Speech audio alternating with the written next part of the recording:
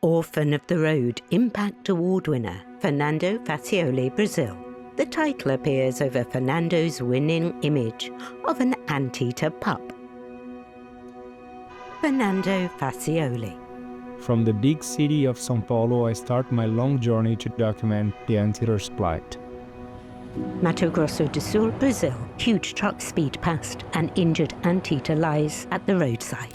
I wanted to become a photographer because I want to share the stories about species that people don't usually hear about, all the challenges they face, but also to show people that are dedicating their lives to protect these species and their ecosystems. The moment I saw an anteater for the first time, I was pretty sure I wanted to create a photo story on them. So I started contacting rehabilitation centers, researchers, communities. Many different groups were working to safeguard this species. And this has taken me all around Brazil. Arno Desbier, founder, Wild Animal Conservation Institute, Campo Grande, Brazil. Giant anteaters are impacted by habitat loss, wildlife vehicle collisions, fire, pesticides, and even domestic dogs. Giant anteaters are one of the most killed animals on the roads and highways of Mato Grosso do Sul. We did a 3-year survey and counted over 800 carcasses of giant anteaters. This is a species that has 1 pup a year and that cannot sustain such a massacre.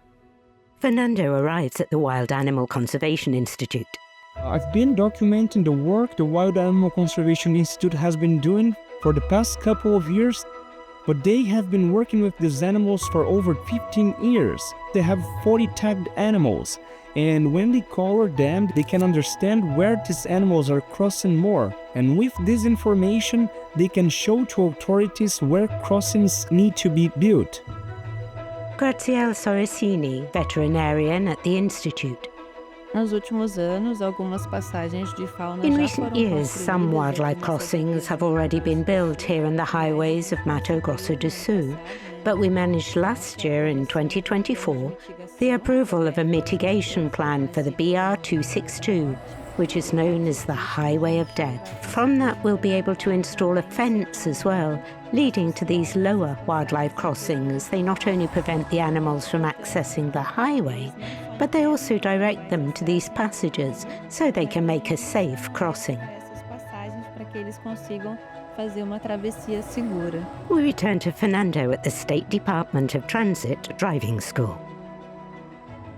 One of the keys for the approval of this big plan was to change people's perception about the roadkills. So now, instead of using the term roadkills, they are presenting this problem as road collisions. Classes of young children learn about impacts on anteaters.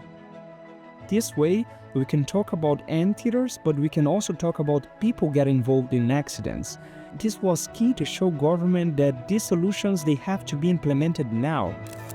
And knowing that my photos are one of the tools the scientists, conservationists use to sensitize people to change their perception about this problem, this is very special for me. Paloma Gabriele da Silva, veterinarian at the Wildlife Center.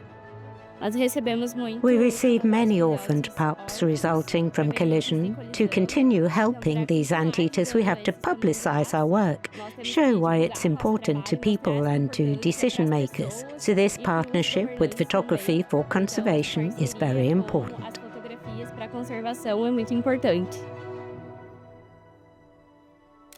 Fernando's winning image of an anteater pup following behind its human caretaker.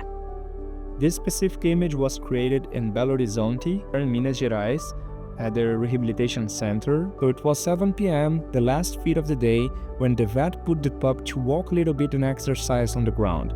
So this for me was the perfect moment when I saw that I could bring together a few different emotions. I could show hope because we have a pup that now has a second chance, but I could also show sorrow because we have the pup almost touching the foot, like trying to get it but not being able to.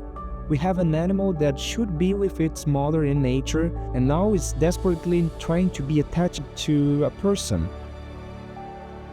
At the beginning it's very important to take care of them, they have to be caring and everything, but then they put them on an enclosure and just feed them and no contact, because they have to get prepared for life.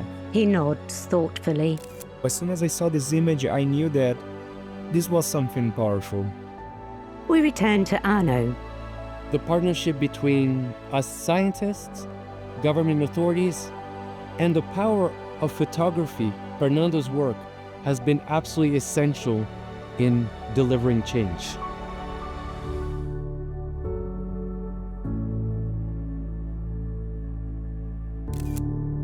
The photo of the pup at the heels of the vet, its front paws bandaged.